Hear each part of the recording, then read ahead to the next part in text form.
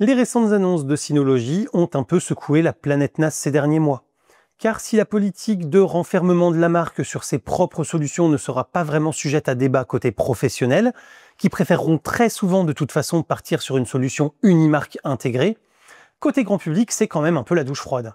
Mais nous y reviendrons dans une prochaine vidéo de test dédiée à la marque. Quoi qu'il en soit, la concurrence a du bon, et Asustor, avec son ouverture maximale, son assise autant que possible sur des solutions libres et interopérables, et ses petites features maison, peut parfaitement faire la différence et venir séduire le public qui cherche une alternative fiable, qualitative, mais plus ouverte que Synology est en train de le devenir. C'est pourquoi aujourd'hui je vous propose une petite vidéo de détail de ADM5, la nouvelle version de l'OS maison de Asustor pour ses NAS, avec un tour complet du propriétaire, ainsi qu'un appui plus spécifique sur les nouveautés apportées par cette version, et un focus sur les NAS compatibles avec cette nouvelle montée en version. Bref, un gros programme qui nous attend juste après le générique.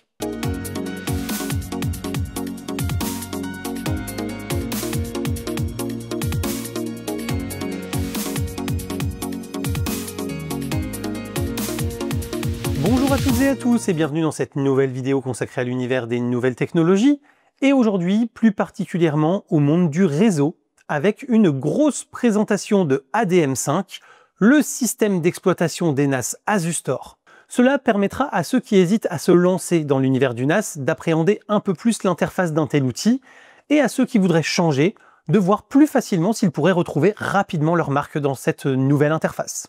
Mais avant tout, si vous aimez cette vidéo et mon contenu, pensez au clap, le commentaire, le like, l'abonnement et le partage. C'est gratuit, ça ne vous prend que quelques secondes et ça m'aide énormément, donc merci infiniment à tous ceux parmi vous qui prendront le temps de le faire. Et justement en parlant de ça, merci tout particulièrement à Michael Servet et VA pour leur soutien. Ils ont utilisé la fonction rejoindre disponible sous la vidéo et ça fait vraiment chaud au cœur. Enfin, notez que pour votre confort, cette vidéo est chapitrée afin que vous puissiez aller voir les infos qui vous intéressent le plus directement. Alors juste au cas où, je précise donc que ADM signifie Asustor Drive Manager et que c'est donc le système d'exploitation qui est une version Linux pimpée par Asustor pour faire fonctionner ses serveurs NAS. Déjà, la chose la plus importante selon moi est la mise à jour vers le noyau Linux 6.6 LTS daté d'octobre 2023 pour prendre en charge les dernières versions de Linux, la plus récente étant la 6.6.91 et datant de mai 2025, et assurer ainsi un portage optimal des correctifs de sécurité et de toutes les options avancées qui pourraient en dépendre à l'avenir. Et c'est d'ailleurs beaucoup mieux que certains concurrents, suivez mon regard ici et là, qui sont encore pour une majorité d'entre eux en version 3, 4 ou 5 du noyau. Le design a été complètement revu avec de nouvelles icônes et une barre d'étage désormais rétractable pour gagner un peu d'espace d'affichage, ce qui est toujours bienvenu quand on utilise ça dans un navigateur qui a déjà ses propres barres. ADM Defender devient plus efficace avec des actions proactives et préventives et une sorte d'analyse heuristique des comportements dans ce que j'ai compris des explications qui ont été données sur le sujet. Vous y verrez par exemple si des paquets sont bloqués pour éviter l'exécution de paquets vérolés, des propositions d'ajout d'IP problématiques de façon automatique, ou au contraire des propositions d'ajout en liste blanche des IP de votre réseau local pour être sûr de ne pas avoir de soucis avec, les possibilités de mettre en place des scénarios évolués dans le pare-feu, etc.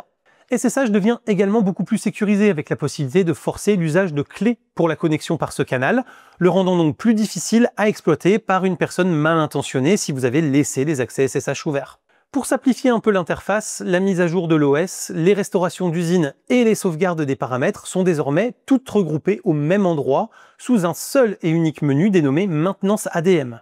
De plus, la sauvegarde des paramètres sauvegarde désormais les paramètres d'ADM Defender, les paramètres de connexion manuelle, les paramètres de planification et les paramètres de service afin de restaurer plus de choses lors d'une restauration et donc d'accélérer le retour à la normale en cas d'anomalie.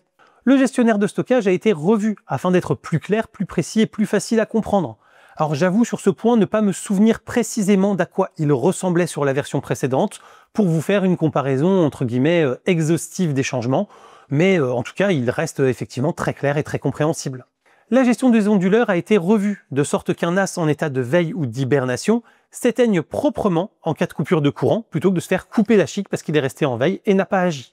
Les cibles ISCSI Lune sont désormais capables, en allocation dynamique, de faire jusqu'à 1024 Tera.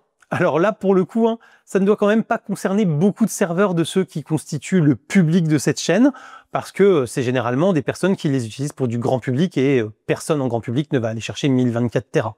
Pour ceux qui ont besoin de paquets PHP pour leurs divers sites ou outils auto-hébergés, il était parfois frustrant que les outils utilisent des versions différentes de PHP, alors que le NAS, quant à lui, ne savait en gérer qu'une seule version en même temps. Il est désormais possible d'assigner une version à un paquet spécifique, et donc d'avoir plusieurs outils en parallèle, même s'ils n'ont pas encore tous fait leur montée en version vers la dernière release de PHP. Pour ceux qui utilisent des certificats Let's Encrypt pour leur connexion sécurisée, et bien maintenant, il est possible de choisir l'algo de chiffrement pour ces certificats et désormais possible de changer l'algorithme de chiffrement d'une connexion et de son certificat Let's Encrypt après l'avoir implémenté. OpenSSL est mis à jour vers sa dernière version pour toujours plus de compatibilité et de sécurité, tandis qu'un éditeur de texte est désormais directement embarqué au sein d'ADM. Il va se comporter un peu comme un Notepad++ avec des couleurs automatiques, des commandes et de la syntaxe, et va donc permettre une édition facile et rapide directement sur le serveur des fichiers de configuration ou de tout autre fichier texte sans mise en forme particulière. C'est une super idée pour les plus pointus et les plus bidouilleurs de leurs utilisateurs. Le support du SMB multi-channel, auquel je dédiais une vidéo que je vous remets ici en fiche ainsi qu'en description, est désormais implémenté dans sa version définitive. Pour ceux qui utilisent des comptes Microsoft, une mise à jour de OAuth a également été de la partie pour les notifications, afin de les rendre compatibles avec les nouvelles règles de Microsoft pour Outlook. Afin d'éviter les fausses manips, démonter un dossier chiffré ou supprimer un dossier partagé nécessite désormais systématiquement la validation par le mot de passe administrateur. Donc fini le misclick qui fait sombrer dans une grosse dépression. Et bien sûr, nous avons les traditionnelles diverses corrections de bugs et de stabilité qui, même s'ils ne sont pas détaillés, eh bien, sont par principe les bienvenus. La liste de NAS compatibles ne reprend bien évidemment pas l'ensemble des modèles Asustor sortis à travers le temps. Sont donc concernés uniquement les DriveStor versions 2 Lite, 4, 2 Pro Gen 2 et 4 Pro Gen 2. Côté d'Imbustor, on a les 2 Gen 2 et 4 Gen 2 que j'avais eu le plaisir de tester dans une vidéo que je vous remets ici en fiche ainsi qu'en description. Pour les Flash Store, on a les versions 6 et 12 Pro en Gen 1 et 2. Pour les Locker Store, on a les versions 8, 10 et 10 Pro de Gen 1, 2, 4 et 6 de Gen 2, ainsi que les versions 4, 6, 8 et 10 de Gen 3. Je vous avais d'ailleurs proposé un test du Locker Store 4 Gen 2 en vidéo, ici en fiche, ainsi qu'en description. Et je vous proposerai prochainement le test du très bon Locker Store 4 Gen 3. Donc abonnez-vous si ça vous intéresse. Du côté des serveurs rackables, la marque propose cette nouvelle version sur les Locker Store 4RS, 4RD, 12RD et 12R Pro. Tous les autres n'auront pas ADM5. Et bien sûr, tous les nouveaux modèles de la marque seront également compatibles. C'est pourquoi le Locker Store 4 Gen 3 dont je vous prépare le test est bien évidemment sorti nativement sous ADM5. Si vous disposez déjà d'un NAS Asustor mais qu'il n'est pas dans la liste, pas de panique. Les mises à jour de sécurité continueront d'être poussées durant, il me semble, encore au moins 2 ans. Donc vous n'aurez pas ADM5, mais vous serez quand même sur un système sécurisé pendant encore 2 années complètes. Allez, faisons maintenant un petit tour de ADM, qui, puisque un tel système est trop vaste, ne sera évidemment pas exhaustif, mais vous donnera déjà une bonne idée de ce que propose Asustor pour ses NAS. Alors, la première chose importante à noter quand on arrive sur l'interface, c'est effectivement qu'ici, on a une gestion du compte, avec plein d'autres options. Donc dans Personnel ici, on va pouvoir avoir la description du type de compte, le mot de passe qui est associé, un email si on en a rentré un pour recevoir des notifications liées à son compte. Le langage d'ADM, c'est en quelle langue va s'afficher l'interface, donc là, identique au navigateur, ça détectait que mon navigateur était en français, donc c'est en français. On peut activer une validation en 2 étapes, et donc on voit bien par contre qu'on ne peut utiliser que Google Authenticator. Ça, sur le principe, c'est dommage, j'aurais bien voulu une solution intégrée avec une appli 100% Asustor, ou alors en tout cas la possibilité de choisir d'autres authenticators ou d'autres méthodes type sécurisation par mail, sécurisation par SMS, même si on sait que c'est un peu moins robuste qu'une appli spécifique d'authentification. Bon voilà, ça aurait permis de laisser le choix de la méthode qui convenait le plus, tout en mettant les avertissements de rigueur, mais bon, voilà. Utilisation du volume ici, ça nous permet de voir donc le système de fichiers qui est utilisé sur les différents volumes du NAS, et surtout le taux d'utilisation et le quota quand on en a un, c'est-à-dire que si j'étais sur un compte qui avait un quota de 10 Go par exemple et que j'en utilisais 5, j'aurais ici 5 et mon quota 10 qui apparaîtrait pour me dire donc qu'il ne me reste que 5 Go d'utilisable avant d'être bloqué. Et le thème va me permettre comme ça de personnaliser soit en interface plutôt Mac, soit en interface plutôt PC pour mes fenêtres, de mettre l'emplacement de la barre d'outils, de la masquer automatiquement si on le souhaite, etc. Vous voyez, donc voilà. Et on peut aussi, bien sûr, personnaliser des couleurs, voilà, donc des fonds d'écran, Donc ça, voilà, c'est plus pour la partie, ergonomie, design, où on peut effectivement, changer un peu, des choses, histoire d'adapter ça, gentiment comme on en a envie. Et bien sûr, pendant qu'on parle de personnalisation d'aspect, on a aussi la possibilité de personnaliser la page de connexion du serveur, en changeant bien sûr son nom, l'apparence du visuel, du NAS, de l'image et cetera, enfin voilà. Donc ça, c'est également possible de le faire et on peut bien sûr, hein, personnaliser les ports et les protocoles de sécurité liés à la connexion du NAS et mettre en place des déconnexions automatiques pour ajouter un peu plus de sécurité pour les sessions qui seraient inactives. Toujours dans ces options ici, on a la possibilité de mettre en veille le NAS, de le relancer en redémarrage, de l'éteindre, de se déconnecter pour changer de compte, c'est-à-dire que si on a et un compte admin et un compte classique et qu'on ne veut utiliser le compte admin que quand c'est nécessaire, et ben on peut revenir comme ça après sur son compte classique. Et bien sûr, on a un guide rapide qui permet comme ça de découvrir en fait les diverses choses et les principales informations. Et ça, c'est quelque chose qui s'affiche la première fois que vous lancez ADM pour vous permettre comme ça de prendre un petit peu connaissance des principales informations. Ensuite, ici, on va avoir un certain nombre comme ça de petits widgets. Et vous voyez qu'on en a 4. On a du gestionnaire de stockage, du moniteur d'activité, de l'utilisateur en ligne et des journaux importants. Le gestionnaire de stockage va nous permettre comme ça de garder un œil sur le taux d'occupation du ou des volumes. Si j'en ai plusieurs d'ailleurs, je crois qu'il peut en afficher 2. Hein. Et vous voyez que quand je fais ça là comme ça m'emmène directement à l'application de gestionnaire de stockage. On peut constater ici en plus sur le NAS que je vais vous proposer en test bientôt sur le Cursor Gen 3 que c'est extrêmement rapide. Hein. Vous voyez quand ça s'ouvre, c'est vraiment instantané. Ça, c'est assez appréciable.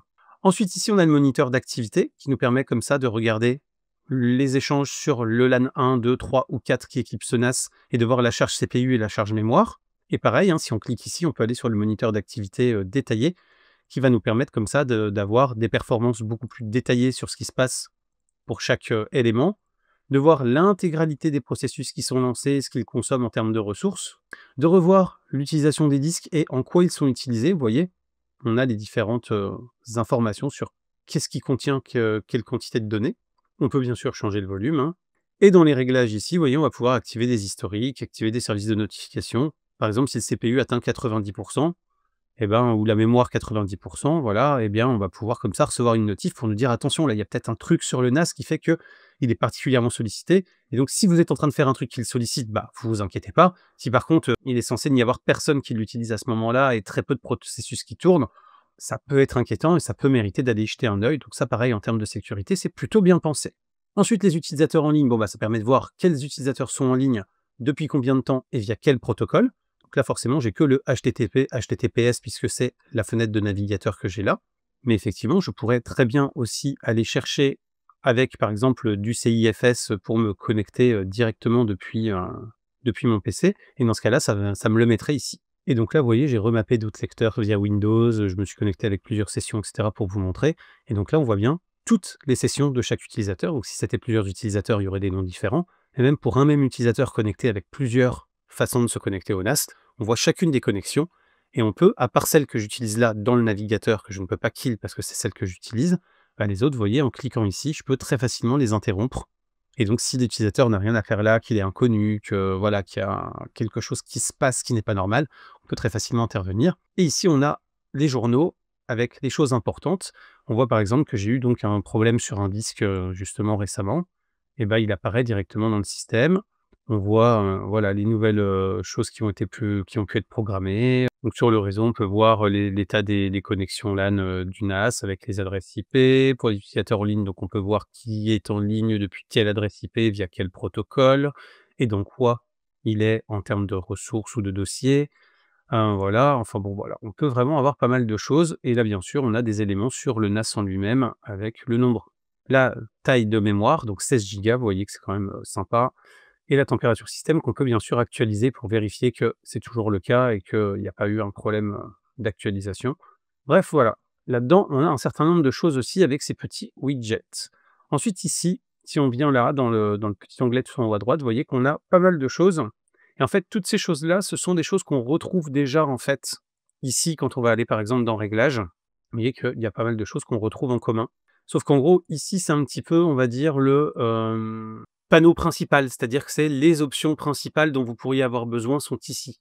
Et pour faire de la planification, pour utiliser Easy Connect qui va vous permettre donc de vous connecter facilement à votre NAS de l'extérieur, avec un compte Asustor sans être obligé de programmer spécifiquement des choses sur votre réseau et sur votre box. Même si je vous expliquais dans une vidéo, je vous remets en lien là comment le faire sans utiliser ce type de services qui seront plus performants.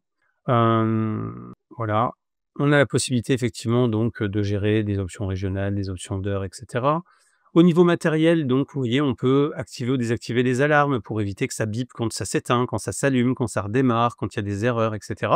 Ce qui peut être sympa, hein, en fonction des besoins. Activer ou désactiver le bouton de réinitialisation arrière. Alors ça, c'est vraiment si vous voulez être sûr que personne ne puisse l'utiliser.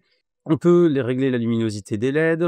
On peut configurer des modes nuit justement aussi, ou programmer justement le mode nuit pour savoir quand est-ce qu'elle s'éteigne, quand est-ce qu'elle s'allume. Fait que si ce NAS est dans une pièce de vie, bah, c'est quand même pratique. Ensuite, ici, on peut contrôler si les vis se mettent en hibernation, si le NAS se met en veille ou pas.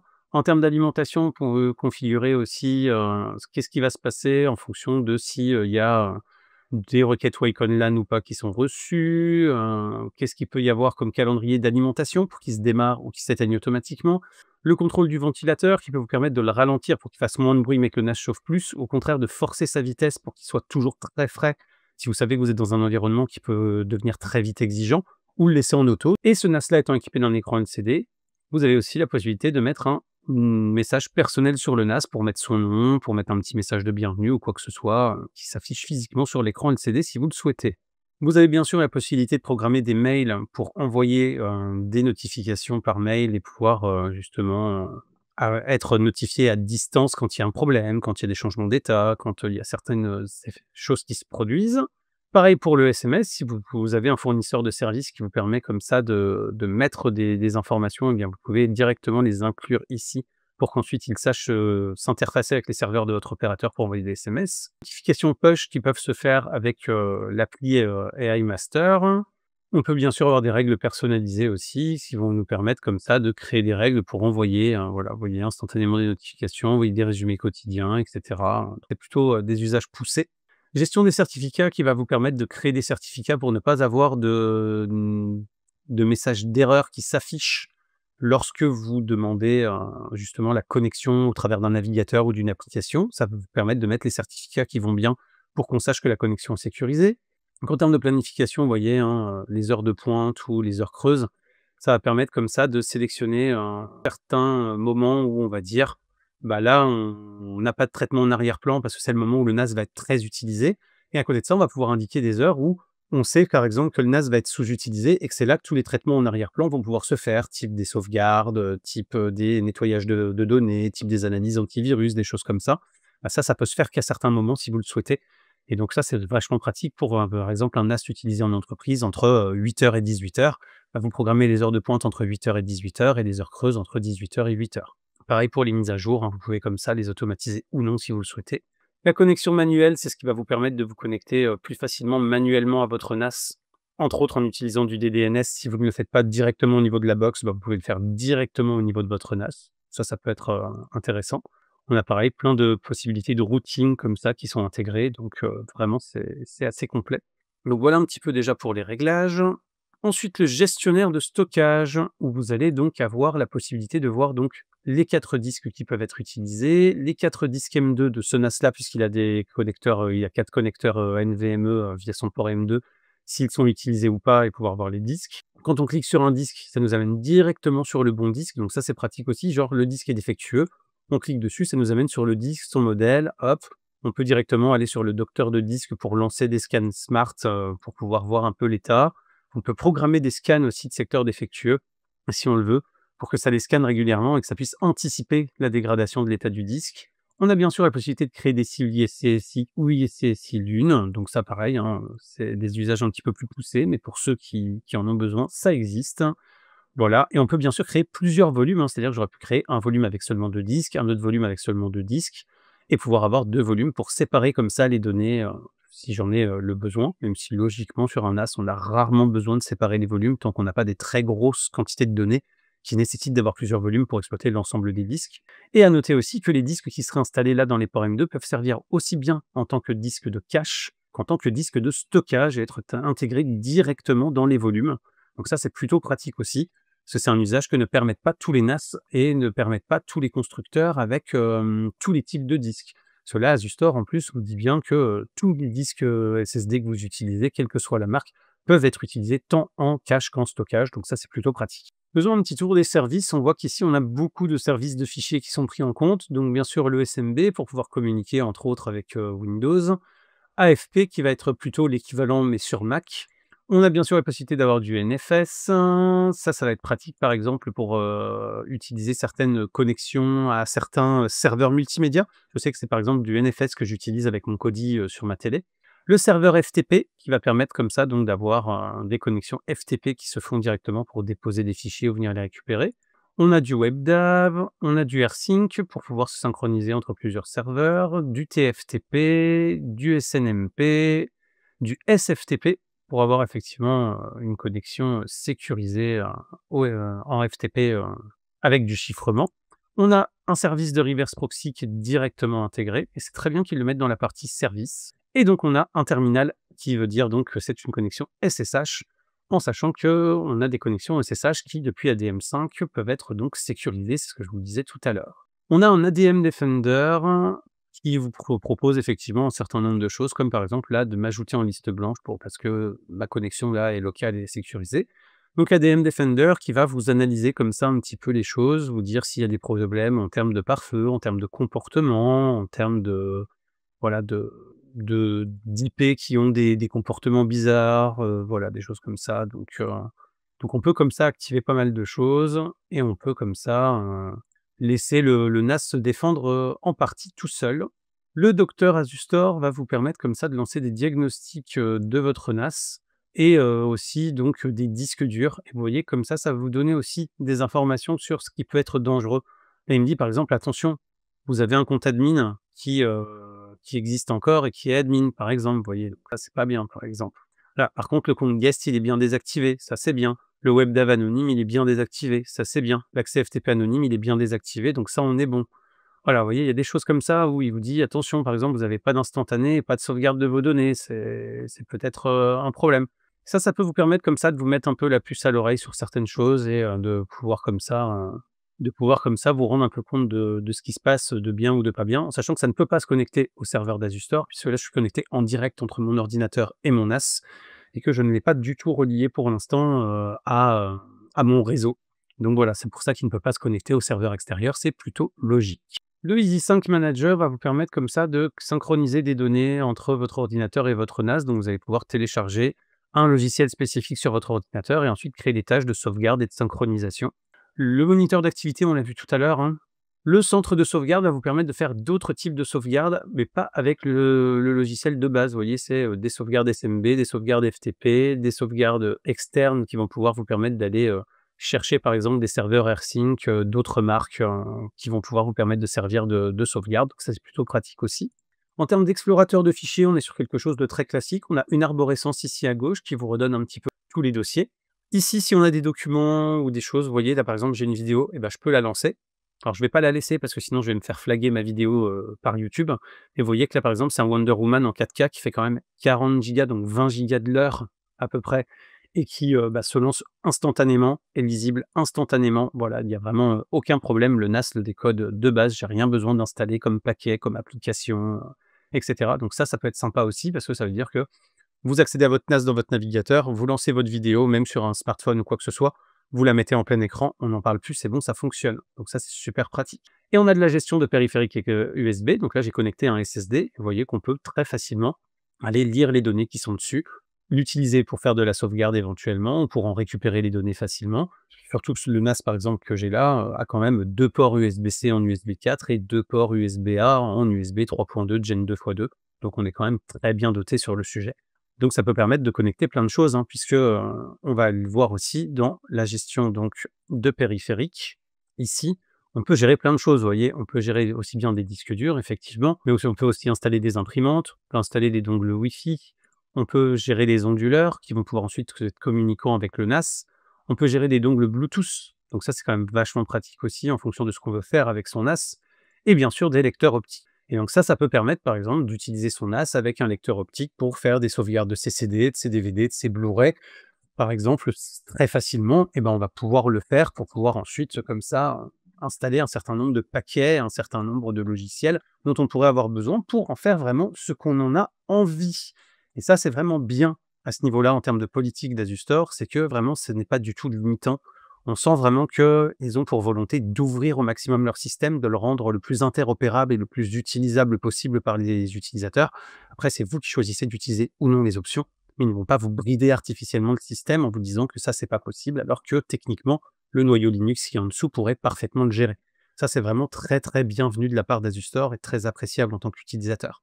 À tout moment, vous avez bien sûr une aide en ligne qui peut vous permettre d'aller voir justement un peu tout et pouvoir avoir des ressources, en sachant que ce qui est très bien aussi, c'est que cette aide en ligne a beaucoup de tutos sur comment utiliser les paquets, comment utiliser les fonctions. C'est pas juste une aide en ligne en mode dépannage. Donc vraiment, si vous voulez vous former à l'utilisation de votre NAS, vous avez un centre de ressources qui est pléthorique et qui vous permet d'appréhender à peu près tout et n'importe quoi sur votre NAS pour commencer à utiliser des fonctions avancées, vous les approprier, les comprendre et les mettre en œuvre. Et vous avez la possibilité de créer des utilisateurs avec des usages relativement avancés, puisque cet utilisateur va avoir donc un nom, vous pouvez désactiver les privilèges de changement de mot de passe pour pas qu'il ne puisse mettre un mot de passe trop simple. Vous pouvez bien sûr désactiver le compte, lui mettre une date aussi d'expiration, si c'est un utilisateur qui peut avoir accès qu'à des données pendant par exemple 7 jours, 30 jours, etc. Vous pouvez créer des groupes pour simplifier les droits, et vous pouvez donc donner des accès différenciés en pas d'accès, lecture-écriture ou lecture seule sur tous les dossiers du NAS. Il est également possible de créer des quotas, on le voit ici. Simplement, notez bien que les quotas ne sont pas fonctionnels si vous avez un volume BTRFS, ce qui est vraiment très très très idiot selon moi, puisqu'il faut choisir entre un volume en EXT4 qui permet de mettre des quotas aux utilisateurs, ou un volume en BTRFS avec tout ce que ça offre pour les snapshots et les contrôles d'intégrité de données, mais en ne pouvant plus mettre de quotas aux utilisateurs. Ça, c'est une grosse limitation qui est quand même vraiment dommage, parce que mettre des quotas des utilisateurs pour éviter qu'ils abusent de l'espace de stockage que vous leur offrez, c'est quand même pratique, ça permet d'avoir un truc qui est automatisé, et que vous ne soyez pas obligé, vous, d'aller vérifier ce que chaque utilisateur utilise comme quantité de données sur votre NAS quand vous avez besoin de répartir ou de limiter certains usages. Et donc on ne le voit pas ici, mais lors de la création d'un utilisateur, on vous demande aussi si vous voulez lui donner accès à certaines applications, et donc vous allez pouvoir comme ça très facilement lui donner accès. Par exemple, là j'ai installé Home Assistant, et il peut avoir sa propre session de Home Assistant qui fonctionne sur mon NAS, par exemple. Et comme vous le voyez ici, on a la possibilité aussi, dans les paramètres avancés de mot de passe, de dire que par exemple un mot de passe n'est valable que 30 jours, ou 10 jours, ou 15 jours, et que donc tous les X jours, les utilisateurs sont obligés de changer leur mot de passe et de le renouveler pour augmenter encore un peu la sécurité. Le Web Center va vous permettre d'auto-héberger un certain nombre de sites ou de services type interface web. Donc vous allez pouvoir comme ça installer des serveurs web et ensuite pouvoir comme ça les utiliser. Donc là, j'ai encore rien installé sur ce NAS puisque j'ai pas encore commencé le test matériel et logiciel du NAS. Mais vous voyez que donc on a un Web Center. Donc si vous voulez installer un Joomla, un PHP-BB pour héberger votre propre forum, votre propre site par exemple, ou un WordPress, c'est parfaitement possible et ça sera géré donc par le Web Center. Et pour ce faire, on va pouvoir aller donc dans App Central. Donc dans ce centre de paquets, vous voyez que vous avez beaucoup de choses. Déjà, vous avez le Ironwolf Health Management qui va vous permettre, si vous équipez votre NAS de disque Ironwolf, d'avoir des gestions avancées de la santé des disques et de l'état des disques. Vous avez du FFmpeg pour pouvoir facilement lire et décoder toutes sortes de fichiers vidéo. Vous avez du Docker qui va vous permettre d'héberger des VM. Vous avez du Plex ou du LooksGood par exemple pour avoir des lecteurs multimédia et des serveurs multimédia. Vous avez bien sûr donc des trucs comme Python, comme PHP, etc. qui vont être disponibles pour tout ce qui est site web. Vous avez un Download Center qui va vous permettre de gérer tout ce qui est fichiers et téléchargement autonome. Donc vous voulez aller récupérer l'ISO d'un jeu sur un serveur GOG par exemple, sans laisser tourner votre PC parce que votre connexion n'est pas super rapide, vous pouvez le faire. Vous voulez partager des packs de photos ou des packs de vidéos avec du torrent, vous allez pouvoir le mettre directement dans Download Center et que ce soit géré séparément sans laisser tourner votre PC, etc. Si on va voir un peu plus dans le détail, on voit qu'on a beaucoup plus de choses. Par exemple, en termes de serveurs multimédia, vous voyez qu'on a aussi du Ambi, par exemple, ici. Donc, si on va dans les catégories, par exemple, vous voyez qu'on a beaucoup de types de serveurs multimédia qui sont pris en compte et de protocoles qui peuvent être pris en compte. Parce que par exemple, Bubble UPnP est vraiment excellent et super facile pour pouvoir être utilisable facilement avec des devices Android, par exemple. Vous avez de l'UPnP Media Server qui va juste vous permettre d'installer des paquets qui vont permettre de rendre votre serveur UPnP. Voilà, vous avez du Jellyfin que j'ai jamais utilisé, mais dont j'ai entendu beaucoup de bien. Bref, vous voyez que c'est très complet, que vous avez beaucoup, beaucoup de choses, par exemple, qui vous sont proposées. En termes de live streaming, vous avez du serveur TeamSpeak, donc ça, c'est plutôt pratique si vous voulez avoir votre propre serveur TeamSpeak. Et vous avez aussi, vous voyez, Azure Live, et Azure Live va vous permettre donc ensuite de vous interfacer avec un OBS, par exemple, et avec votre Twitch, votre YouTube, votre je ne sais quelle autre plateforme de stream que vous pourriez vouloir, et éventuellement faire du multi-stream directement. Ce qui fait que votre ordinateur, lui, ne va faire qu'un seul stream qu'il va envoyer à votre NAS. C'est votre NAS qui va démultiplier le stream pour ensuite l'envoyer, ce qui peut soulager votre ordinateur et vous permettre de faire du multi-stream à moindre frais, puisque vous n'allez pas être obligé d'avoir un très gros ordi qui est capable d'encoder plusieurs flux avec plusieurs interfaces et plusieurs plateformes en même temps. Donc ça, c'est plutôt bien. Et ça vous permet de vous passer d'une plateforme comme un Restream, par exemple, qui serait payante. Vous voyez qu'en termes de formation en ligne, on peut avoir un serveur Moodle directement, et ça, c'est très, très, très puissant, hein. Je sais qu'il y a des CFA dans lesquels j'enseigne, par exemple, qui ont 100% de leur plateforme pédagogique sous Moodle. Donc, on peut faire des choses vraiment très intéressantes et très poussées avec Moodle. En hébergement web, vous voyez donc qu'on a plein de choses aussi, hein. On a du Joomla, comme je vous le disais, on a du PHP, on a du WordPress, bien évidemment, et du WordPress auto-hébergé ou du WordPress via Docker en fonction de ce qu'on préfère. Donc voilà, on a beaucoup, beaucoup de choses, encore une fois, qui va nous permettre de pouvoir héberger ces sites et les créer. Vous voyez qu'ici, on a la possibilité d'avoir des serveurs mail, d'avoir donc, comme je vous disais, du OnlyOffice pour pouvoir avoir des services de texte ou de tableur, etc., directement hébergés sur son propre NAS. On a des choses comme voilà, du paquet de Odoo qui va vous permettre de vous interfacer directement avec tous les services de Odoo si vous en êtes client. Du Nextcloud aussi qui vous permet d'avoir effectivement pas mal de choses après derrière en termes d'interface de type Google Docs. Il y a aussi plein de choses que je connais pas, hein, évidemment, hein, mais vous voyez que c'est très, très, très complet. Donc encore une fois, on a beaucoup, beaucoup de choses et là, c'est que ce qui est proposé directement par Azure Store. Ça ne vous empêche pas d'aller chercher en plus des paquets hors de cette boutique-là qui peuvent vous servir.